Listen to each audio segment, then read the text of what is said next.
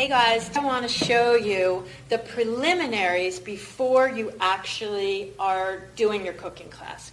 Get a folder out and I put the name of the show that I'm at, the Cooking Class Show Checklist. It has all of the information, where you're going, the address. It has on there your guest count, cost per person, the total, whether or not you've taken a deposit. And you're going to have your 3 recipes. And then where it says promotional packing list, this is all of the stuff that you need to bring with you to promote yourself in a class. So what I do is I have my email sign up sheet, so I keep it on a clipboard. I give out recipes lots of times. If I know it's a series, I'll hole punch them. So they're more inclined to come back to class because they're building a little repertoire of recipes. And of course, I bring a stack with me of my cookbooks.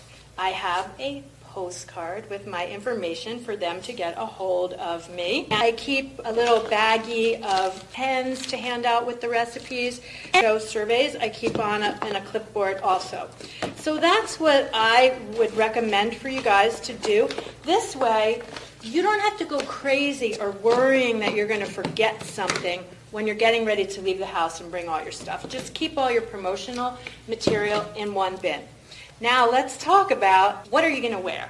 You have to look like a professional. You are an expert and you want to be taken seriously. I am a health coach. If you're a chef, great. But for those of you who are health coaches, don't let yourself get all caught up in your head that like you have to be this big fancy chef.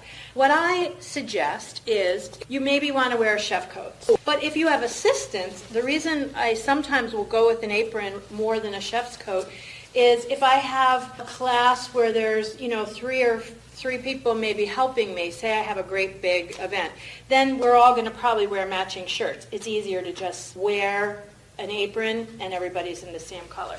The other really important thing is what are you wearing on your feet? Don't go in sandals. Make sure you're wearing closed-toe shoes. I recommend that these are called shoes for cruise. They are anti-slip. And they're, pretty substantial. So you drop something, which happens. You drop something on your foot, you're much safer this way. In a lot of food establishments, that's a requirement. You cannot even work there without that. So I would definitely invest in those. You can get them pretty much any shoe store. You just look for shoes for cruise or something similar. So now we're going to pack up our ingredients to go to our first class. You're going to shop. You got to buy your ingredients. So some of your ingredients, you're going to go through your house. You don't need to buy every single thing on the recipe. So you need salt, you need onions, ginger, whatever it is that's in that recipe. If you already have it, you're not buying it. So you're going to start one list that has all of the ingredients that you're taking out of stock. And then you went to the store and you write down all of the ingredients that you have to purchase. I write down the cost right on there, but I also, when I get home, circle everything that I purchased for my class. And you guys, on the bottom of your form, you write down the number of guests, you write down how much you're charging per guest. Say you're charging $30 a guest and you have 10 guests. Obviously, that's $300. And then you subtract out, maybe you spent, $50 on food. So you know that your net profit is $200. Most times you're going to probably charge more than that for a class, but it depends where you're going. There's a little bit of range. We talk about that in class. But this is really important because you have to know your net. You want to keep track of your expenses. And then you're going to put it in your folder. When I first started, I had things all over the place. I've told you guys that. Painful. You don't want to do that. And now for each class, you're going to have 3 recipes. Today, we're going to do our cooking on a budget, and I'm going to show you one of the recipes from there.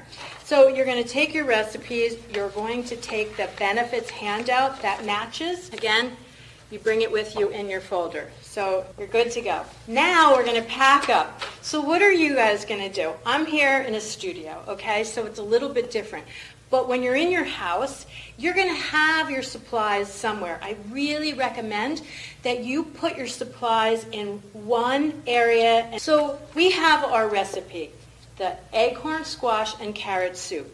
Recommend, and it doesn't have to be, I purchased these cafeteria trays. It can be any kind of tray, or when you're at home, do it right on your kitchen counter.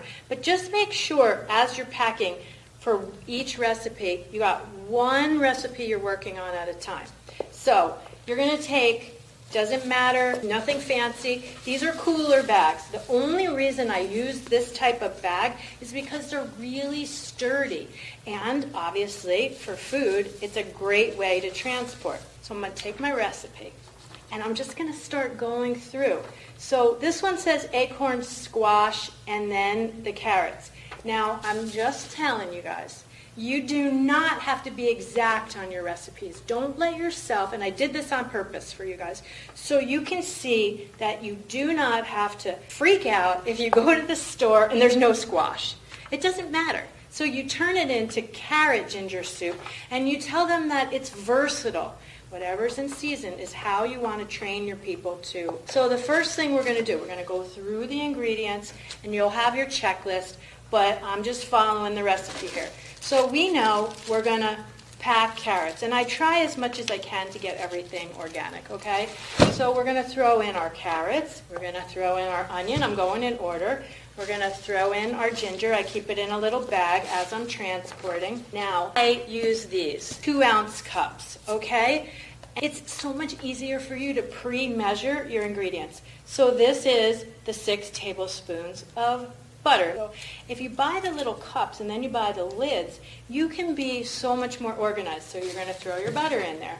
And then this is the brown sugar. It's already measured out. And then the recipe says 5 cups of broth. This is what you can buy it pre-made if you want. I never buy that stuff. I usually take all my kitchen scraps, I keep them in a little freezer bag, and then like once a week I boil them down and make my own vegetable broth. If you don't want to do that, just take hot water and mix in bouillon, but make sure your bouillon doesn't have any MSG. Get a good brand. And then you're going to make up your broth and just pack it up. And then you are going to, it says cayenne pepper. You're going to throw your cayenne pepper and salt to taste, fresh parsley, and cilantro. So this is cilantro. I bring it in a bag already washed, but I also always bring a mason jar, but I put it in the jar, and I also keep it this way in my refrigerator. So if you put your cilantro in the jar and you tent it with the bag, it's going to last so much longer than just putting this in your crisper. That gets all soggy and nasty. Okay, here's the part where we get to cheat. This is the soup already made. Butternut, carrot, and ginger soup.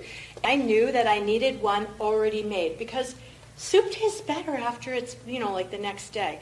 So if you have it already made, then you can take it out of the freezer. You're going to demo it for them. And then you can heat this up and serve it. And then the one you demoed, put in the freezer later. That's how you save money. And your food will just taste better. This is a bunch of onions and garlic already chopped up. The more food you have pre-prepped, the better off you are. So then that's going to go in the bag. I brought a little spoon because when I demo how to peel the ginger, I use a little spoon. So that's it. What are we going to do when we get there? We're obviously going to have our cafeteria tray, and this is what I do. I have one big sack that I keep my trays because when I get to the show, I'm going to unpack in the same fashion.